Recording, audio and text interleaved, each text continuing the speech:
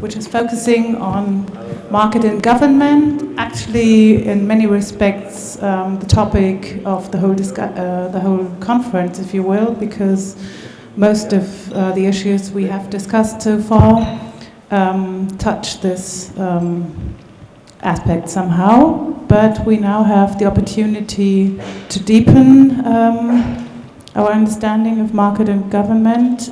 We have three speakers, which I would like to briefly introduce. And quite funnily, the four people on the panel this afternoon are all former colleagues at the German Institute of Economic Research. Mr. Flassbeck is my former boss. He was head of the Department of Macroanalysis and Forecasting. And Mechthild Schrooten, who's now a professor in Bremen at the University of Applied Sciences, worked with me in many joint forecasts and with the other German institutes. And Markus Grabka is the only one of us who's still at the German Institute. He's a well-known expert on income distribution inequality issues, and he works for the German Institute of Economic Research in the department Socioeconomic Panel Study, analyzing the household panel in respects of income distribution issues. And he will actually be the first speaker in this session. Well, thank you very much for the invitation and the possibility to present our research results and my thoughts here in this panel. I like to highlight to give some first insights in the relationship between the market and the governance from the welfare perspective point of view. My motivation is as follows. The most recent publication, the German Institute of Economic Research, point to the fact that Germany is no longer the expert world champion. Nowadays we hold the third position after the US and China. But of course Germany is still the largest economy in Europe, and in addition, Germany was also hit the strongest by the Great Recession in 2008, which with a strong decrease of the gross domestic product of more than 5%. But since then we've observed a very strong recovery of the German economy, and the effect of the Great Recession was really short term in Germany. And that's the reason why I would like to ask the question whether Germany could play a role model for other countries. And this question will be asked from a welfare perspective point of view. So I would like to look at the labor force and the number of unemployed. I will look at the number of those who are in relative poverty, and I also look at the wealth distribution. So first, the labor force and unemployment. It is well known that in the early 2000s, Germany was titled or described as the sick man in Europe. And following from this, the number of unemployed clearly increased up to the year 2005, with a record high of about more than 5 million unemployed in 2005. And since then, we've observed this really strong decrease in the number of unemployed, and even the Great Recession did not play an important role since 2005. And in parallel, the number of persons in the labor force was rather stable in the first 2000 years, and since 2005, we observed these rather strong increase of the number of employed of more than 3 million. But the question is, we have on the one side this really good development on the labor force, or in the labor force, but what is the effect on relative poverty in Germany? And relative poverty here is defined as persons with an income position of less than 60% of median post-government income. So this is a little bit different to the US definition of poverty. Here I make use of data from the German Socioeconomic Panel Study. I showed here the development from 1995 up to 2010. And the mid-90s showed showed a little bit higher share of unemployment, not unemployment, of poverty. So the share of those who are in poverty decreased, and this was partly of the transformation process in East Germany. And the lowest level was reached in the late 90s with a share of about only 10 to 11%. But since the millennium, we've observed a rather strong increase in poverty, so about 40% increase over only 4 to 5 years, up to a level of about 14 to 15% to the year 2004. And since then, we have observed more or less the same level of poverty. These data use retrospectively collected annual information, and that's the reason why I also made use of the most recent data from the Federal Official Statistic Office, namely the microcensus. And as you can see here, the share of those who who are affected by poverty further increased. So this is really counterintuitive. On the one side, we observe a very extreme good labor market. On the other side, we also see an increase in poverty in Germany. If you look at wealth inequality, here I make use of the just recently published German Poverty and Richness report. This report was just published last Wednesday. And here the main story is, if you look at the share of net worth for the top 10% of the population, their share increased in only 10 years from 45% to 53%. And again, in parallel, if you look at the bottom half of the total population, their share of total net worth decreased from 4 to 1, the bottom half. And this is not the end, because the data source, which is here used, the income and expenditure survey, did not or is not able to describe the real inequality because, so for example, important assets are not considered, the business assets are not collected in the survey, and even also they make use of a so-called top income borderline, so houses with a net household income of more than 80,000 are explicitly disregarded from the survey. So richness could not really described. So in reality, wealth inequality is most likely much higher than we can see here in this figure. But what are the consequences?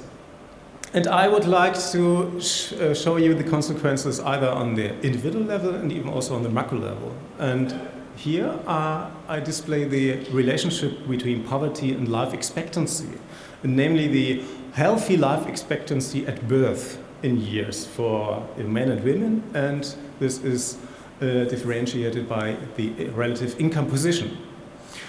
And the overall result here is that if you are living in a low-income group, then your mean healthy life expectancy for a man is only about 57 years, while if you are located in the bottom part of the income distribution, namely if you have more than 150% of median income, then your healthy life expectancy will be about 71 years. So the difference is for men 14 years, and even also for women it is 13 years. But there are also consequences on the macro level. Here I displayed a research report from my colleague Karl Brenke. He displayed the savings as a share of net monthly household income in Germany in 2009. And he differentiated again by the relative income position. The most important information here is for the bottom 10% of the total population. There, in principle, 80% or more than 80% did not save anything. So their income goes directly into consumption. While if you look at the top 10%, there is only a share of about 15% who did not save anything. But the remaining 85%, they save, and they save not even small amounts, but Some of them are saving rather big amounts. So, for example, more than 20% save more than 20% of their income. So this has direct effect on aggregate demand. This could easily be described if you compare the development of a gross domestic product and private consumption for two different business cycles in Germany. So in the late 90s, there was the development of gross domestic product and private consumption, which behaved in principle in the very same manner with the very same levels. At that time, income inequality was rather moderate in Germany. And if you look at the right graph, at that time inequality was much higher. And the development of gross domestic product was in principle rather the same, but private consumption remained on a very, very low level. And one could argue that is clearly a result of the increasing income inequality in Germany. So summing up, Germany is, of course, still a strong economy. The labor force performed extremely well, I would say. But on the other hand, income inequality is still on a very high level compared to the last 20 to 25 years. Wealth inequality further increased, and poverty is also on an extremely high level with a share of about 14 to 15%, which means that we nowadays have 12 million persons below the poverty line. And just to give two examples, there are negative effects on the individual level, but even also more important on the macro level.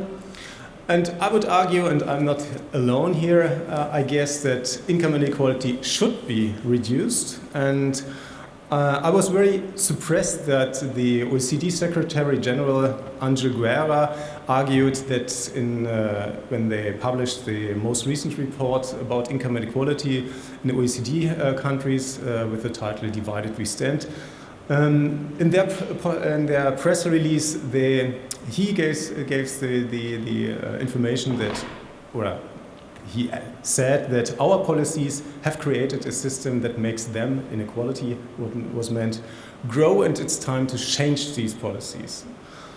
And even also Joseph Stiglitz argued that income inequality is not a problem alone in Europe, but even of course also in the US.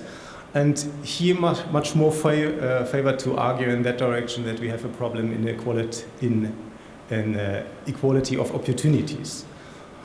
So one could argue I would argue in that way that if one wants to have a strong, sustainable economy, there is, from my point of view, a clear need for a strong state with clear borders. Thank you.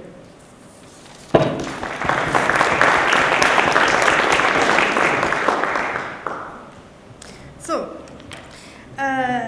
when I got the invitation to talk about markets and governments in just 12 minutes or 14 minutes, I said to myself, I have to restrict myself on something which I want to tell you really is, and this is on crisis, markets and governments in times of crisis.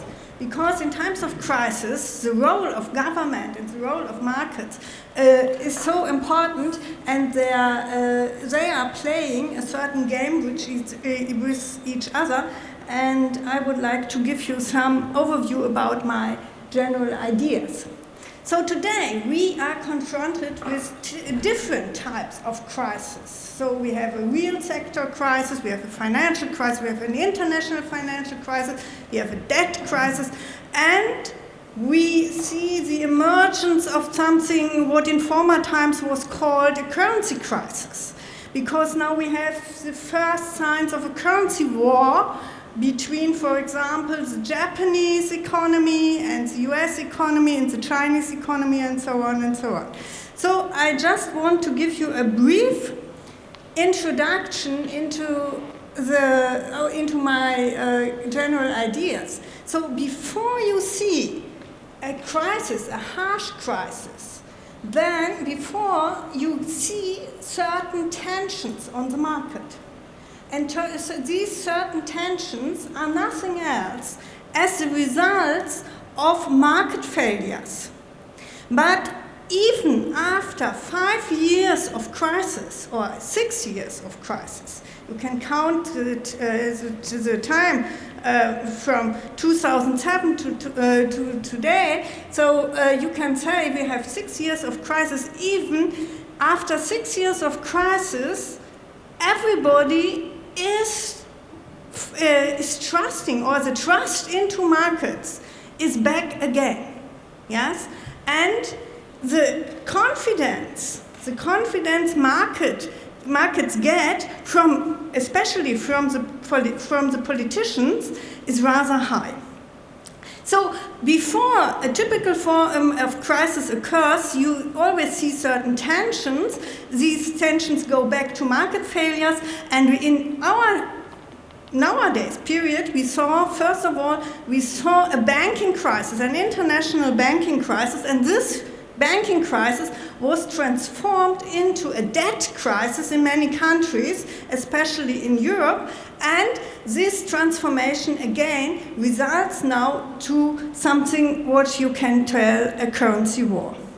So in the case of banking crisis, it is the government plays an important role because the government is responsible for regulation. In the case of Germany, it is in addition, it is also responsible for ownership. Here in Germany, we have a huge governmental-owned banking sector, and these banks, these Landesbanks, they were highly involved in this international financial crisis. So the debt crisis, in this case, the debt crisis is really a crisis of a state, of the government, of the public finance. And here the state can counteract a debt crisis by taxation, by increasing revenues, or expenditure cuts. And if you take the look at the currency crisis, the currency can be influenced by the central bank. In many countries, the state is the government, the financial policy is only responsible for supervision of the banking sector, for taxation and so on, and this currency part is belonging to the central banks. So, if you take a look at the situation in Germany, you already heard today several times that we have this huge export surplus, and this huge export surplus is the result of markets. Yes? You cannot just cut it down. You cannot just tell the exporters not to export. And you cannot just make a law that you have to increase the imports.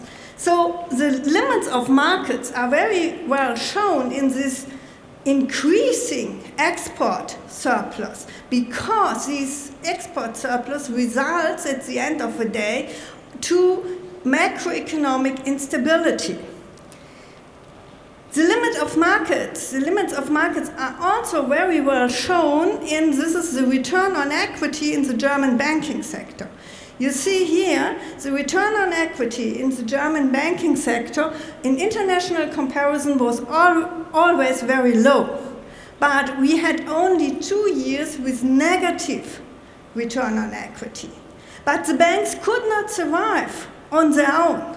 So they needed a lot of money from the government, fresh money from the government to survive, and they recovered very soon. Today, they are back on track, you can say. But at the same time, yes, when the banks recovered, the public debt in Germany increased tremendously. And in Germany, we had these jumps in public debt. We don't have a linear development of public debt. We have jumps. And one important jump was in times of reunification. And the second one was this one, which goes back to the banking crisis. In percent of GDP, we have about 80% of GDP, we have public debt. And this is higher than what is now required by the European debt brake. So, markets and governments are always strongly linked. But in the case here, in the case of this specific crisis, which we see here, we see that the government is back to have a high confidence, a high trust into markets. But the markets themselves, they tend to instability, to create new instabilities. The government itself is not able to re-regulate the banking sector, or not willing to re-regulate the banking sector, but it wants to regulate itself by a debt brake. So for the government, it seems to be more important to restrict the own actions than to restrict the actions of the banks. So the debt brake, which is now implemented on the European level, has two components. One component is the deficit, and the deficit ceiling is 0.5% of GDP as a structural deficit. And the second component is 60% of the GDP as a ceiling for the overall debt. In the case of Germany, this ceiling is exceeded, so that there is a need to adjust. Yes, and there's a need for restriction, or there is a need for austerity policy, you can say. And this need did not fall from the sky, but it came, or it was implemented by politicians themselves.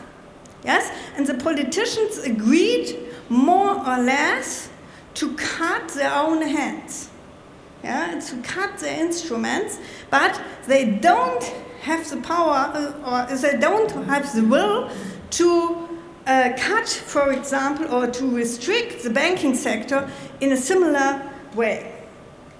Financial crises are always distributional crises. In times of financial crisis, you see specific redistributional processes. Yes, you have winners, you have losers. Yes, you have, and as Markus told us before, it is clear-cut in the case of the German economy who are the winners and who are the losers. The winners are those who had wealth before the crisis. Yes, wealthy people before the crisis. These are typically the winners of the financial crisis. That's very interesting. But the losers, this is not so clear-cut. In the case of Europe, you can say, the losers are all the pensioners, the future pensioners, because it is very easy to agree on pension cuts for future generations. Yes? You always will get a majority for this. Yes? For future generations, nobody will go on the streets. So you see here, in all countries, in all European countries, we have a shift in the retirement age. Yes? And this is nothing else than a redistribution of wealth, of income, of future income for future generations. So, just my conclusions. Before a crisis, you always see some dynamics in markets. You always see that the market failures, which are all around, that these market failures become more and more obvious. There is no financial crisis without distributional effects. But what we see now is a high frequency of different types of financial crises with different types of distributional effects. And what we don't see so far is a real currency crisis. We see some devaluation, some depreciation of currency. We see that there seems to emerge a currency war, but so far we don't see a currency crisis, neither in the US, neither in Europe. Thank you very much.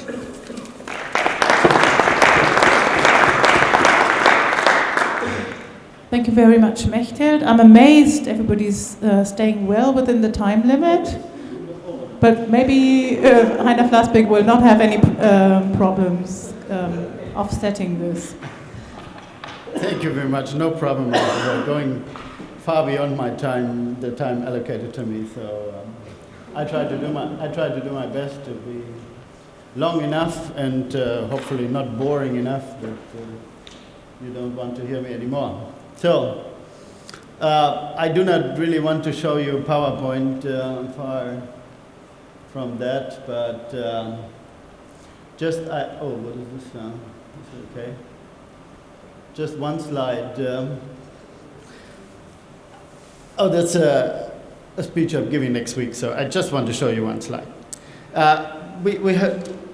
It's a big topic to talk about the market and governments, and indeed I try to be very sketchy about most of the things that I can say in this limited time. The point is that I want to make is indeed very much related to what Mr. Grabka, Markus Grabka said. He said a nice thing, you see. He described the German economy. He said, you see, you just leave it to the market.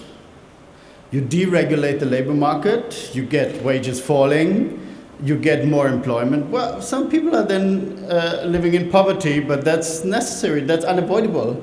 It's not what he said, but that's my interpretation. So this is the trade-off you have to face. You cut wages, you get more poverty, but the people, at least they're working. Isn't it nice that they're working? So we knew all the time that there's a trade-off, and you cannot have everything. You cannot have all the jobs that you need, and in addition, the high-paid jobs. That's impossible.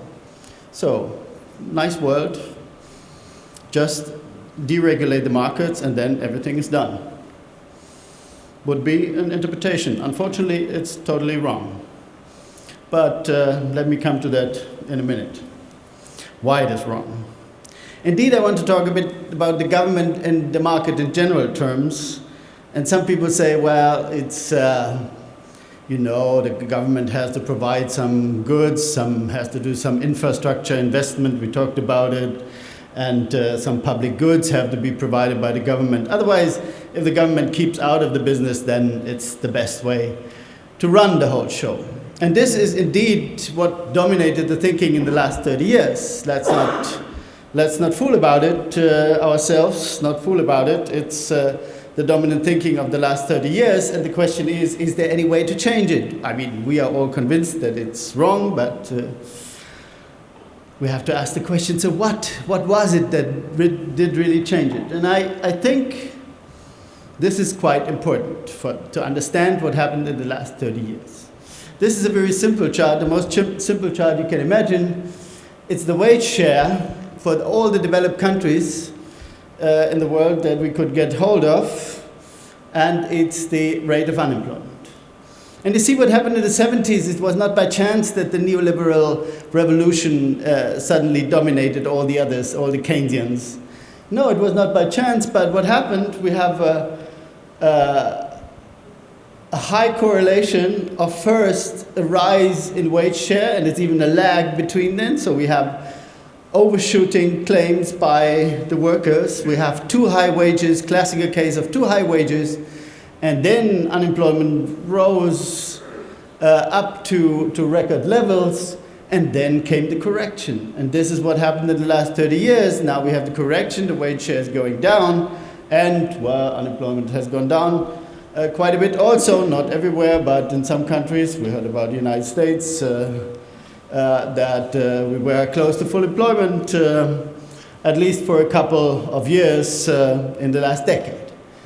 So this is, I think, the crucial point that we have to discuss. There was, so to say, the evidence, a clear evidence that there is something like neoclassical unemployment. Rising wages leading to a jump in unemployment. And then came the neoliberal revolution, which consequently said, so if this is the case, if this is the broad picture for the whole world, then what you have to do is to deregulate the labor market. That is what the OECD did all the time, and many others did. The OECD job study was famous for that. The OECD now said we stand divided. I mean, that's really funny. They were the guys who said you have to be divided all the time because you have to you bring down your unemployment. So now they say, oh, we're divided. Oh, what a pity.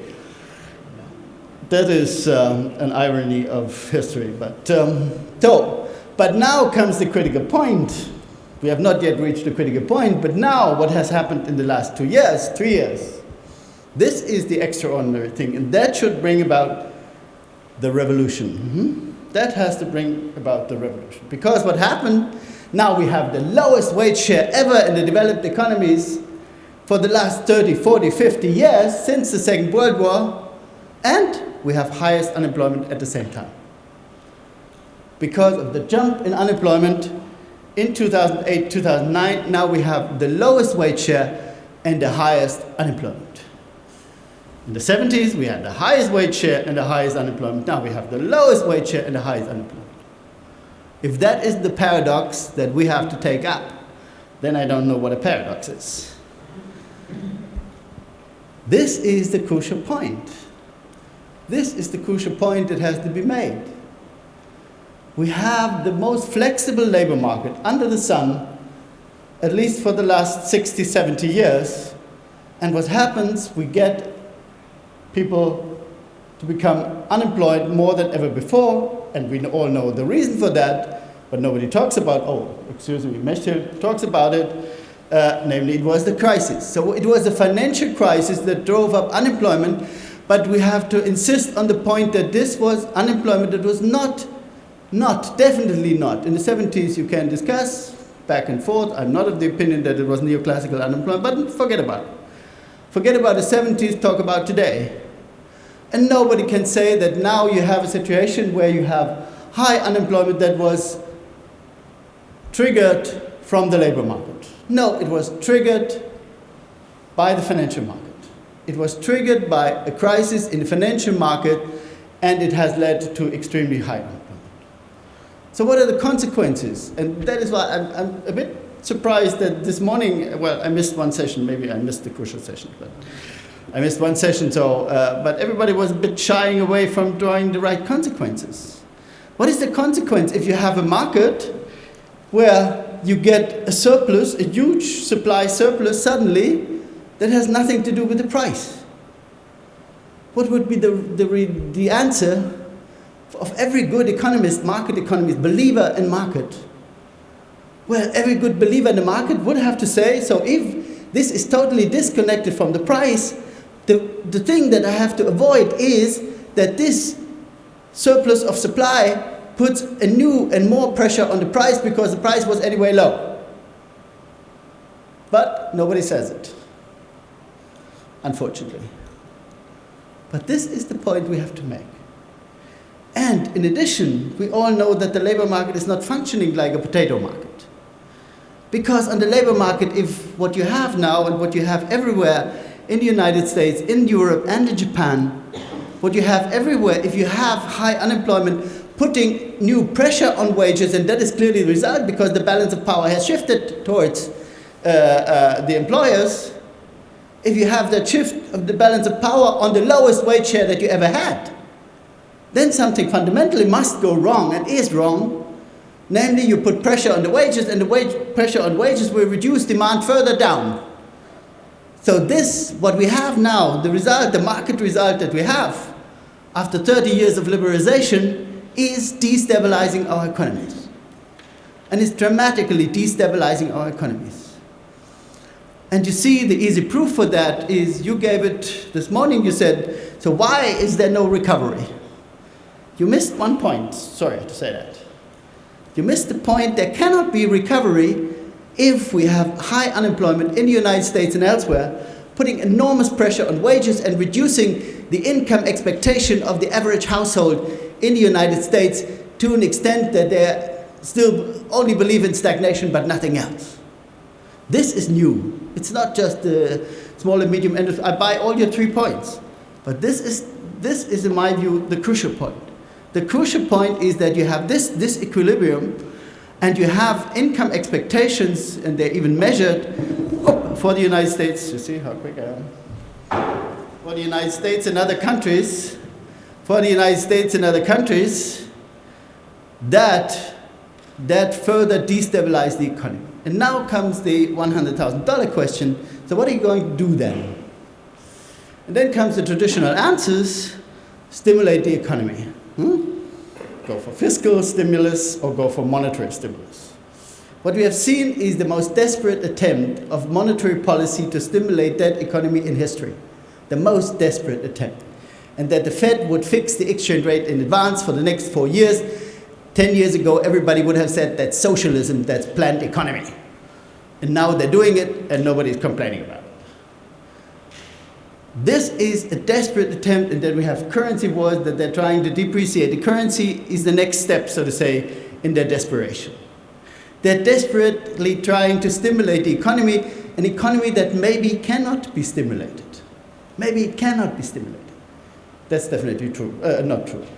It can be stimulated. Whatever happens here in the labor market, you could say, I design a huge fiscal program, deficit spending program that is big enough, and there must be a dimension that is big enough to stimulate the economy, even if you have this constellation of unemployment putting enormous pressure on wages. That's true. That's true. But it's politically impossible. It's politically absolutely impossible. Just the opposite happens. We're talking about austerity. At the same time, when this happens, we're talking about austerity.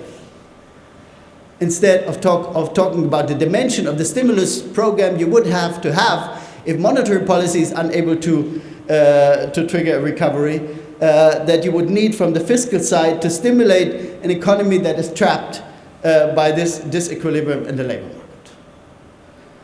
But if it is politically impossible and people are talking austerity, then I really do not fully understand why we are not talking about this paradox every day from morning to the night. Because this traps our economies, and it traps them finally. If you don't get the stimulation, either through depreciation of the currency, that's a nice way out. Everybody depreciates, and the moon and the Venus will provide us with a stimulus. That's a good way out. Everybody depreciates. That doesn't work.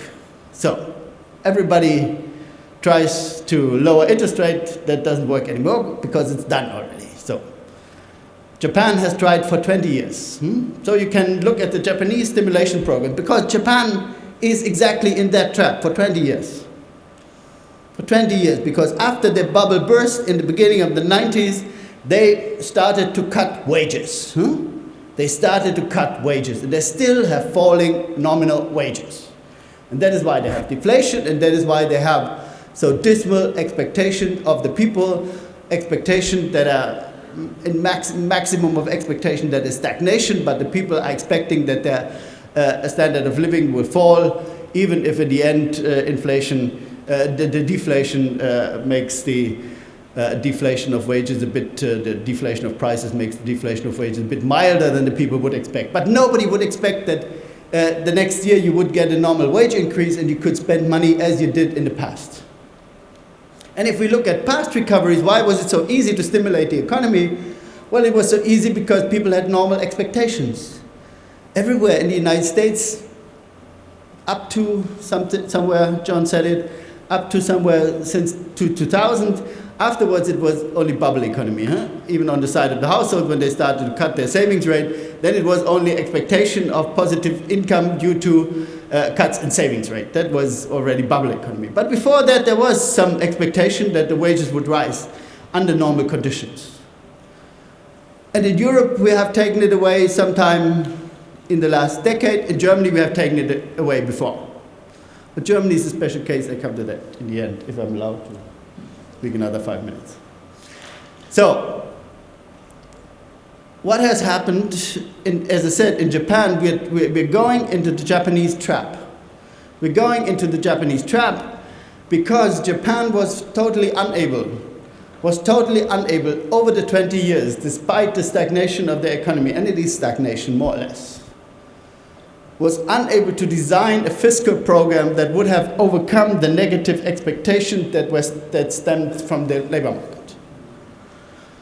And here comes our question. So what are we going to do? What has the government to do in this situation where you have debt breaks in Europe, where you have monetary policy without any further idea how to stimulate the economy, with private expectations trapped by a high unemployment? So what are you going to do?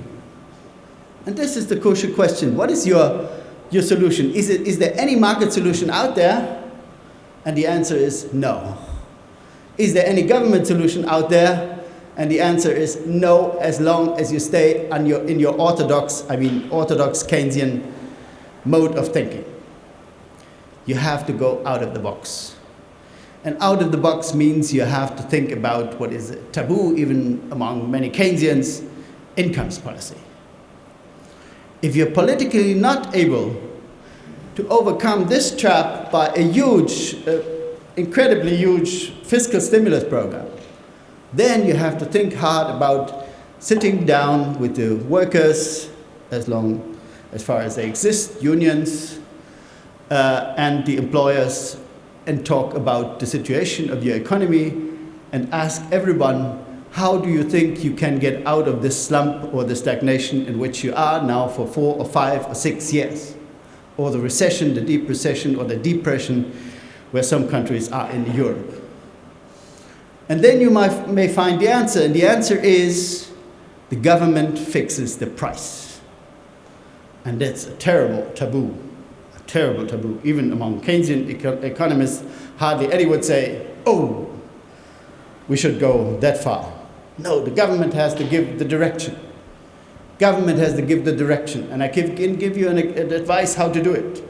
Because the most successful economy in the world has done it in the last years. You know, the most successful economy is the one where the country is ruled by a communist party. Too bad.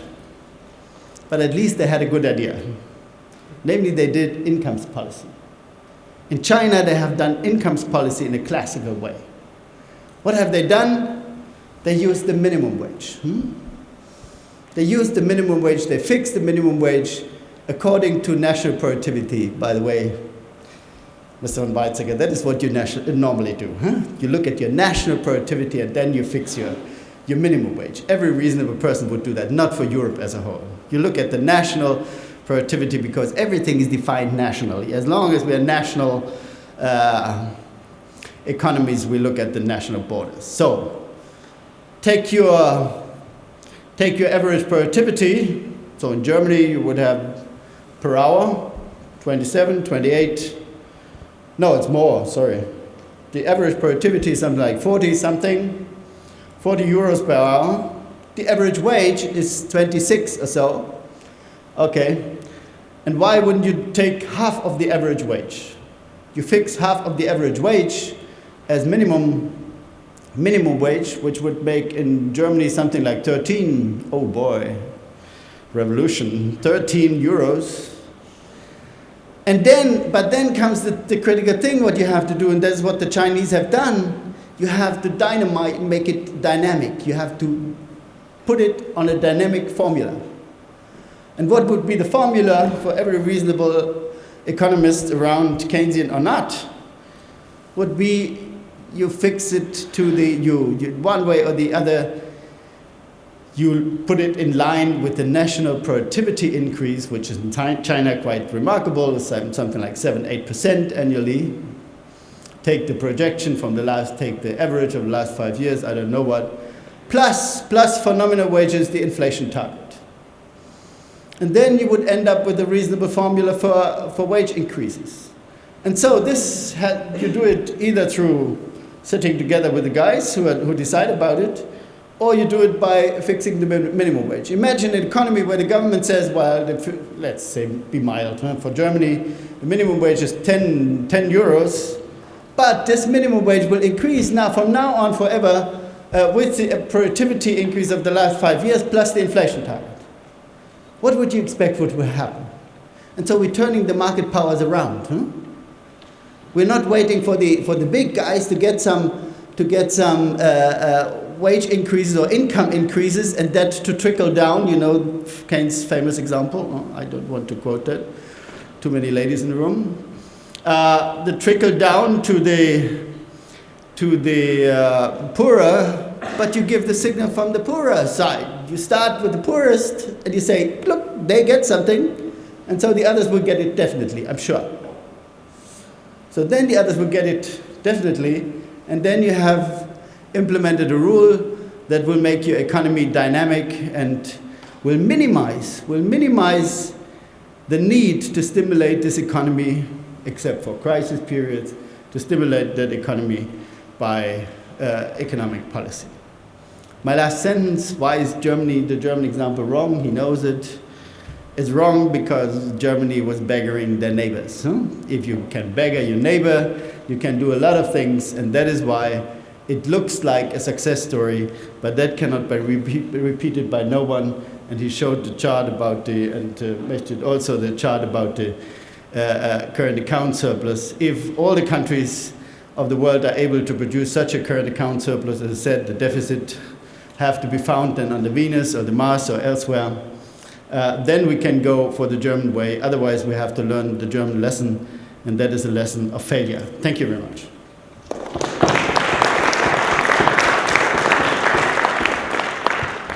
Thank you all for these interesting and outspoken talks. I would now like to open the discussion to the floor. We should start with 2 rounds of 5 contributions each, and then see where this gets us.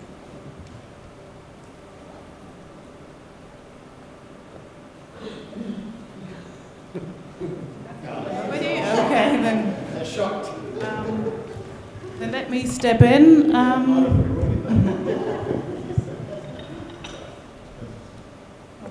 Okay. Heike? I would like to start with the last presentation. Would your presentation not call for a not unilateral increase in wages, but rather something that would be globally coordinated, or at least transatlantically, because otherwise the countries might just suffer the same problem like China. I mean, a lot of production is being outsourced to the neighboring countries with lower wage levels. So would it not call for it? And if so, do you see any way for policy coordination on the transatlantic part? I would be very doubtful about it. Shall we have the questions first and then have a round of answers? So Gustav is the next one. Well, Heiner, you said Germany is an exception, but there's one example which shows that Germany could also enter the track, which is exactly during the crisis. In 2008 and 2009, when we had the stabilization programs on the labor market, which was otherwise counted a huge increase in hourly wages, because the labor hours worked were reduced significantly by these schemes, and the salary stayed more or less the same. So there's a huge increase in hourly wages, except at that point of time, the German employment miracle started. So we could easily make the point that as soon as Germany enters such a kind of course, we are better off, not worse off. So Germany is not just an exception, but an example for just beggaring our neighbors. We have done that, by doubt. But we can also show in times of crisis that we were right. We tend to forget that nowadays again. Any further questions for a moment? Okay, then we proceed to the answers. Maybe Heiner Flassbeck? Yeah, okay. Yeah, on the first question, thank you. That's very good what Heike asked. Unilateral wage increases would be is much easier. I've been in global affairs. Nothing is easy in global affairs. So let's think about unilateral wage increase. Indeed, you should do it, but then it has to be complemented by a reasonable monetary system, a currency system, where the currencies, the valuation of the currency reflect PPP or whatever you have, or UIP, I don't mind, at least reflect the different level of inflation all around the world, because otherwise you get new distortions in international trade. The kind of distortion that you have inside the Eurozone, you would get then for other countries. So as I have my doubts that the United States would ever coordinate with anyone in the world anything, so I would say let's at least talk to them again some more time. I tried it some time ago. Professor Brewer mentioned it in the morning. Let's try one more time to talk to them about a monetary system. I can only tell you in the G20 that failed 2 years ago. There was an attempt to do that, and it was shot down by the US administration. Maybe people have changed, maybe other people are around. At that time it was again Larry Summers, very important. Now that he is gone, it may change. But it is absolutely necessary. It is absolutely necessary for all countries to have wages that reflect their national productivity increases. And if you have a monetary union, the wages should also reflect your national productivity increases plus your common inflation target. The difference between countries outside and inside the monetary union is a different inflation targets. If you have 5% inflation target, your nominal wage will rise in a different way than with an inflation target of 2, but it should always reflect your national productivity. And this, we have gone away from that. We've gone away from that for a long time, and no country has gone more dramatically quick away from that rule that real wages should reflect productivity, or nominal wages productivity plus the inflation target, than Germany. And that was only possible under the special circumstances of the European Monetary Union. Without Monetary Union, the German D-Mark would have revalued very quickly, and it would all be gone, and the whole thing would have been a disaster. Because the disaster is there, and it was even visible in some of the charts that we have seen, because the domestic demand is flat in Germany. There's nothing. So if you would have had after this famous agenda 2010, if you would have had a neoclassical nexus working, then it would have played out also on domestic side. Because the neoclassical nexus is not about beggaring your neighbor. It's about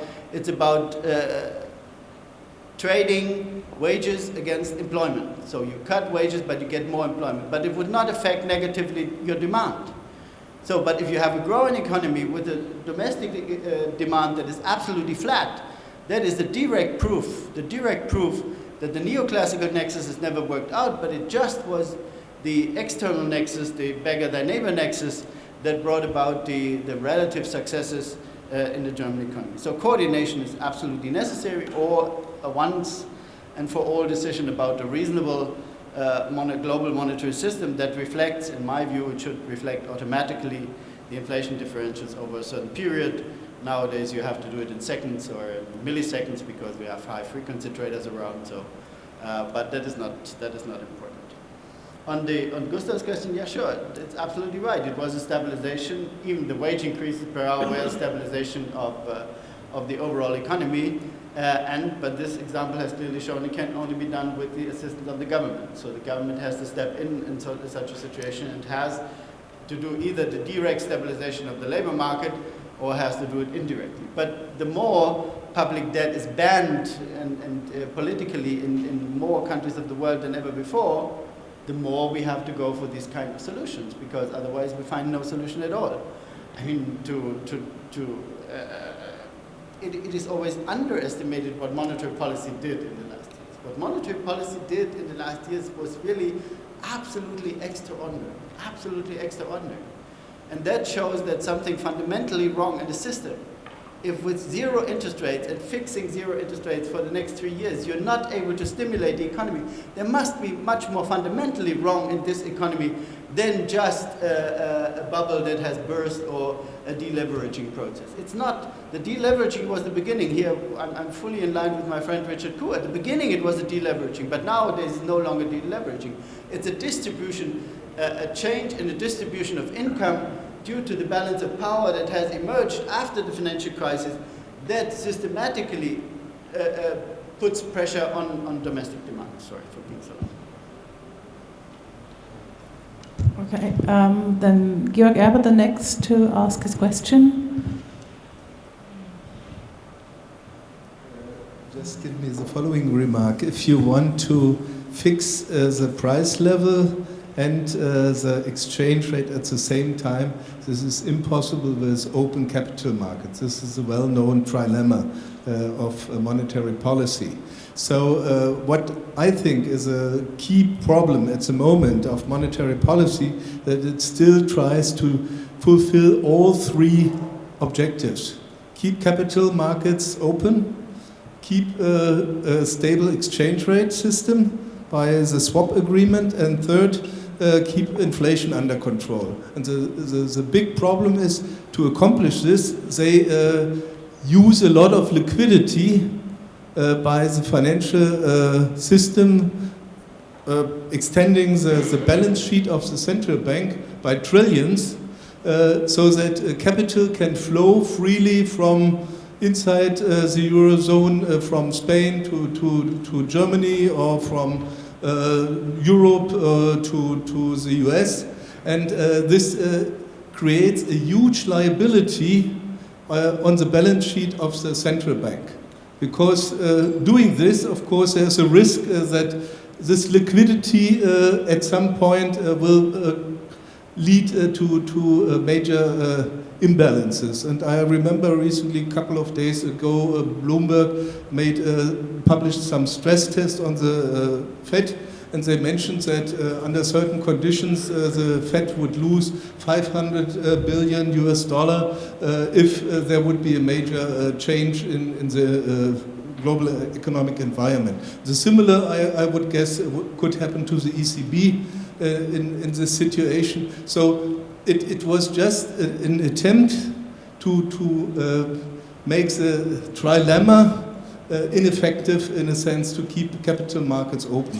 If you want to do the other thing, then you need capital controls at some point of the time. Yeah, if you make an income policy, you cannot refrain from introducing some kind of capital controls. That's typical the case in China. They have no open capital market. The capital cannot flee, and this is a cornerstone to make income policy, inflation control, and exchange rate control possible. But without, I think you end in this paradox situation with the central banks. Jerry was going to make Similar point. Okay. Let me answer. No, that's not true.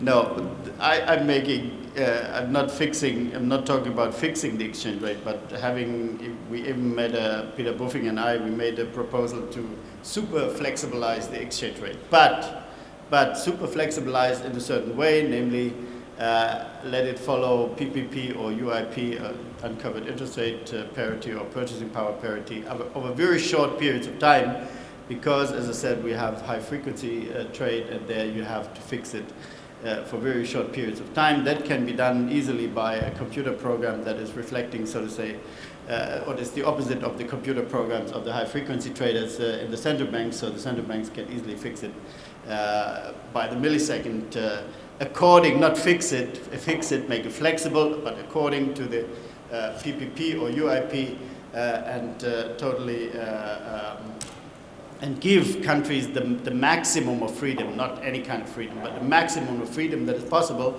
with open capital flows. But, well, that is theoretically possible, but as long as we do not have that ideal global system, I'm absolutely in favor of capital controls. I think that was the question. Surely you may need capital controls, and you should do it in a very stringent way. And you need intervention in the market. You need intervention to stabilize or to shock the expectations of the speculators and to get them out of the market. That is absolutely necessary. Or in a desperate unilateral way, as the Swiss have done it, or China does it, you can do it by unlimited unilateral intervention if you are an appreciation case, if you are under the threat of appreciation. The depreciation case is much more difficult because you have limited reserves. But if you are under threat of appreciation, you can stop it by just unlimited intervention and an absolute putting a ceiling or ground for whatever you want. So, but clearly it is much easier if you have some sort of capital controls. The Brazil case, which is the most famous case that we are discussing internationally, case of currency war, that is unfortunately a very, very inconsistent way of dealing with it, because Brazil is threatened by appreciation of its currency due to speculation, which is called carry trade, so interest rate differential is leading to destabilizing speculation, because on top of the interest rate differentials you get an appreciation of the wrong currency, so to say. This can also be stopped. Brazil could stop it by unlimited intervention, but they are shying away from it under political pressure, international pressure, so they have done capital controls, taxing inflows, and many, many measures. And it has worked to a certain extent. It is now stopped. The sharp appreciation has stopped, but nevertheless, it's always quite difficult to get through politically, internationally, under the circumstances we're living in. And unlimited intervention in that case, in a case where you're the high inflation, on the high inflation side, can be quite costly, because you get for your reserves that you are accumulating over time much less than the country as such has to pay to the people who are bringing in the speculative hot flow money. So that's a simple answer to the capital control thing. I hope you're happy, Jerry. Okay, Michael Dauderstedt. I have a question, one to Mechthild Schrooten and one to Markus Grabka. Mechthild, you said that the government regulated itself, more or less, instead of regulating the banks. What kind of regulation for the banks do you have in mind which would reduce the debt burden of the government? And to Mr. Grabka, it is a somewhat linked question. You said that because of the high inequality of the income distribution, we have a too high savings rate, so to speak, and that lowers aggregate demand. Obviously, that is only the first step in line. We have, of course, countries with much higher savings rates, for instance, China, where it's not a problem. In spite of the high savings rates, there's obviously enough aggregate demand to promote growth. So what's hampering growth in Germany, or otherwise put, where should all the savings go? And in this context, there is an interesting paper, probably some of you know, by Weizsäcker, not the one who is here. What is he's gone, but I think it's his uncle or so, a neoclassical economist, who says that we have a problem that structurally, because of demographic development, we will have a continuous high surplus of savings, which can only be absorbed by government debt, because the corporate sector will never absorb so much savings, and the rest of the world neither will do.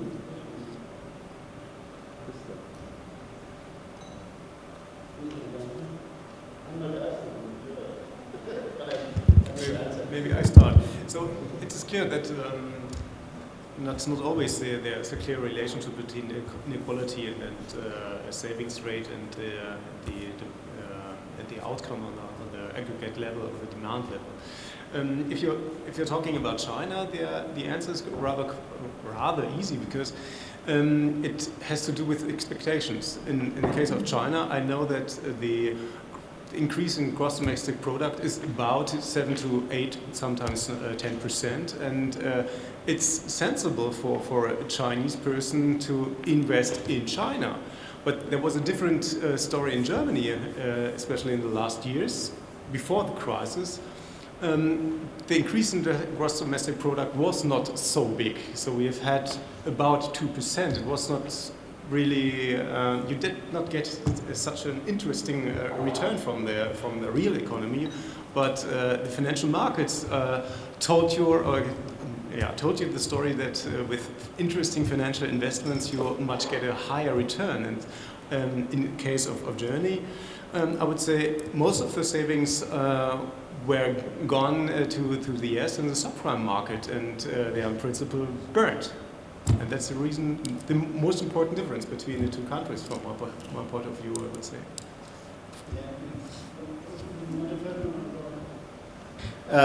One remark on the savings side.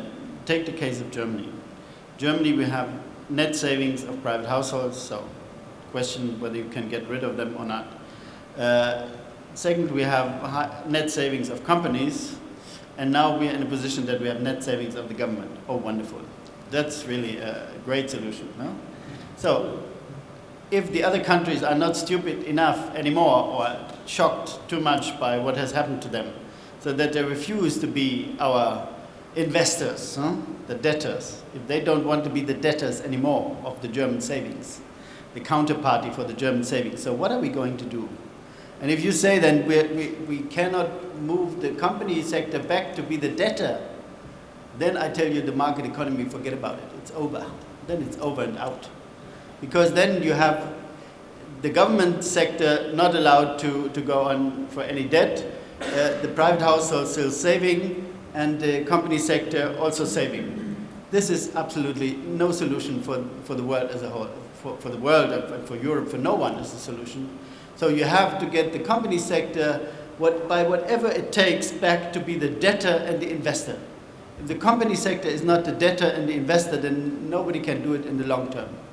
They can do it if they're investing in real things, in productive things, then they can be the debtor forever, because that's a revolving debt, and it's not always the same kind of institution. But you won't get the private households to stop saving. That will be very difficult. I would not urge anyone to go into that direction. And if you say the government should not take on any debt, then the task of getting the company sector is much more difficult. That has to be understood by the politicians in particular. Nobody understands here in Berlin, or 99% don't understand it. 99.9 do not understand it in Berlin. If you don't do that, if the government is out of this game of using the savings, then you have really to get the government sector, the company sector, in a totally different situation. And how do you do that? By taxing it like hell, and by increasing wages like hell. That's the only way out. And then they have less money and they have to invest more. That's the easy thing that we have to communicate to the rest of the world. We need a company sector in Germany that invests more but has less money, but has better expectations concerning the future. That's very difficult. It's quite tricky. Once you're there, everything's getting tricky. So regulation for banks cannot help to reduce the debt burden. That's clear. But you can improve your supervision, you can improve your regulation to counteract future risk.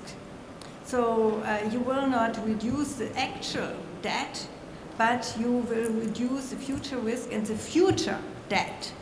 And the other thing around is you can introduce Eurobonds.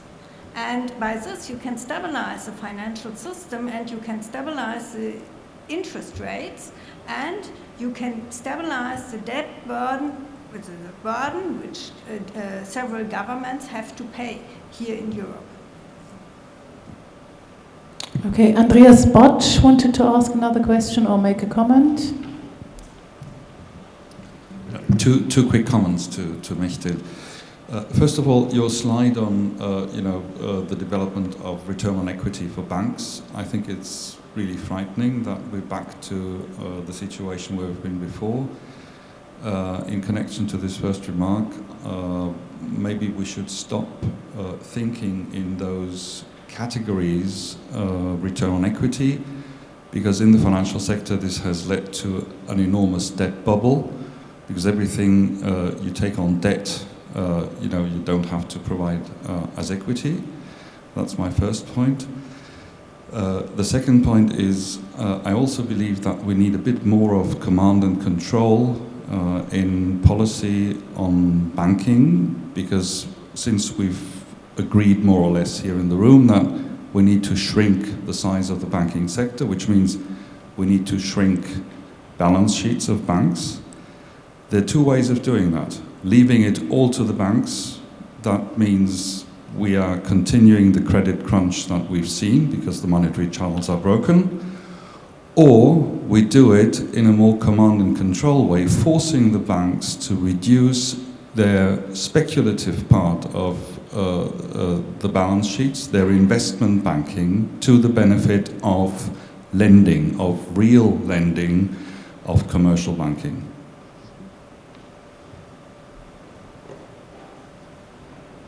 But we're doing exactly the opposite. We have a new bubble.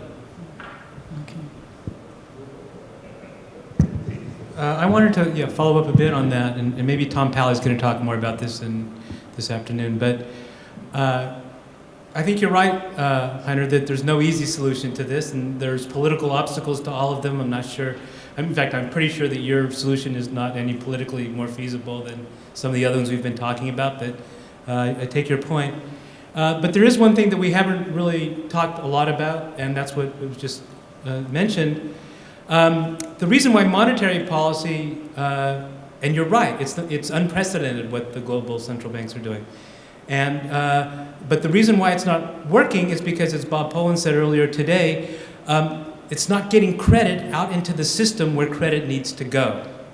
And I think there is a lot that can be done in terms of restructuring the nature of monetary policy to more credit allocation, partly by forcing the banks to actually lend money, having the central banks directly lend money, credit to where it's needed, small businesses and so forth. And there are a lot of tools that can be used. Bob talked about some. I think Tom's going to talk about some more this afternoon. And I think it's too early to abandon central bank policy. What we have to talk about is how to restructure central bank policy so that it can be effective in this environment. And there are many things that we can do, including asset-based reserve requirements and so forth, that I think Tom will talk about.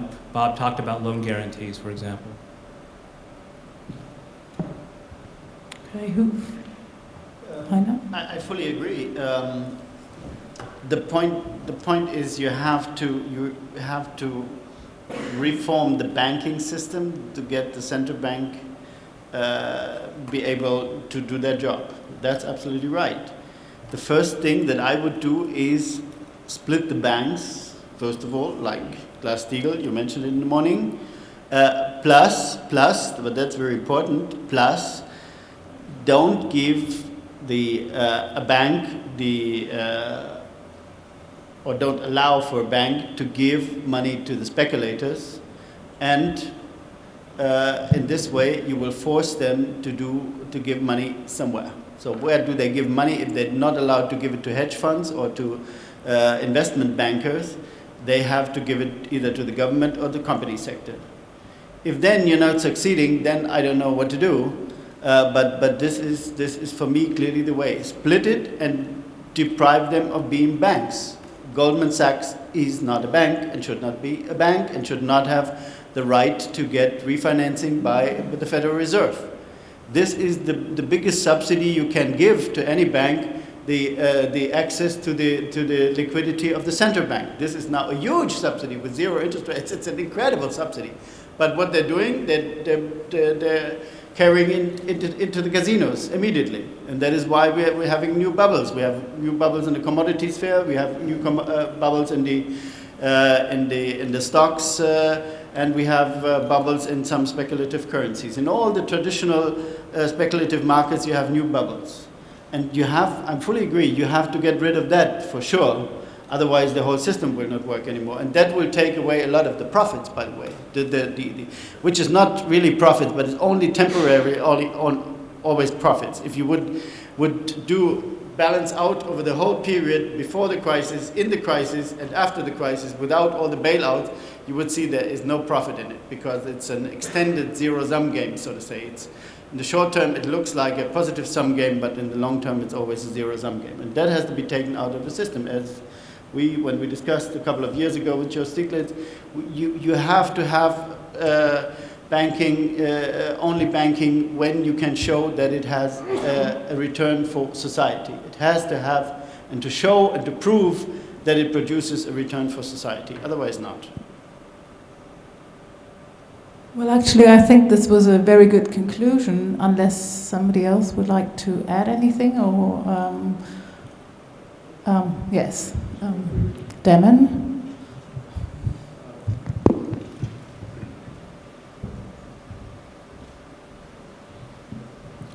What I'm struck by about this conversation, and I didn't hear all of it, so if I mischaracterize it, that's my fault, is that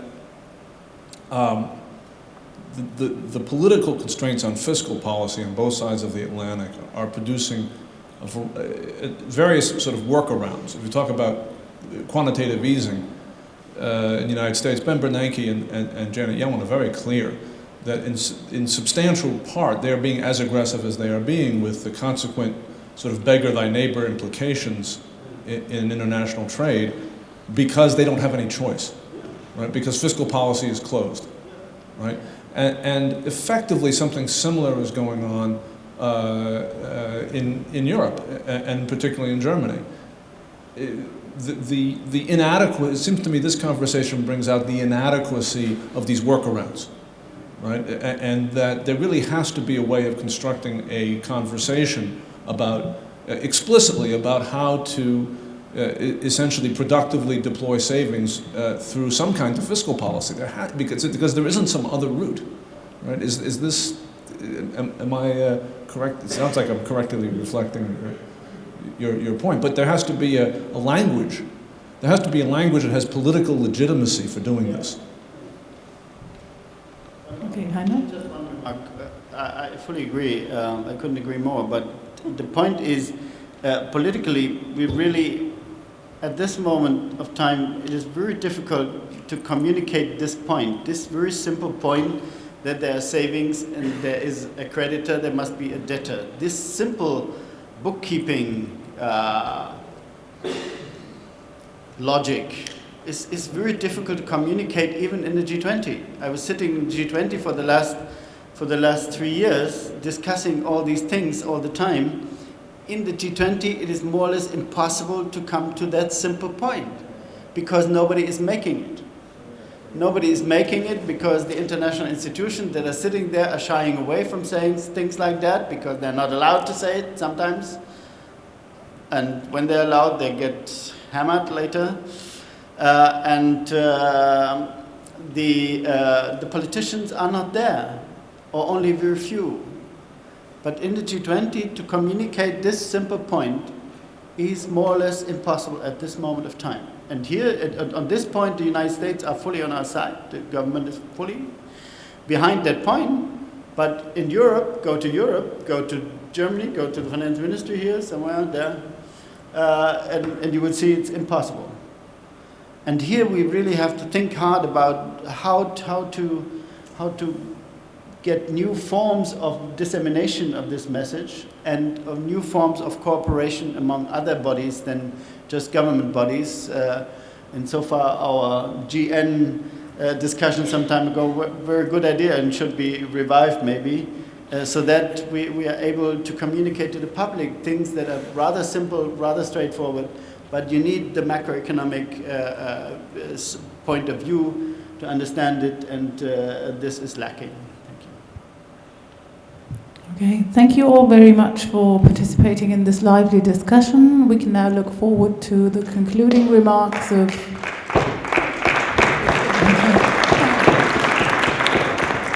Gustav and Tom.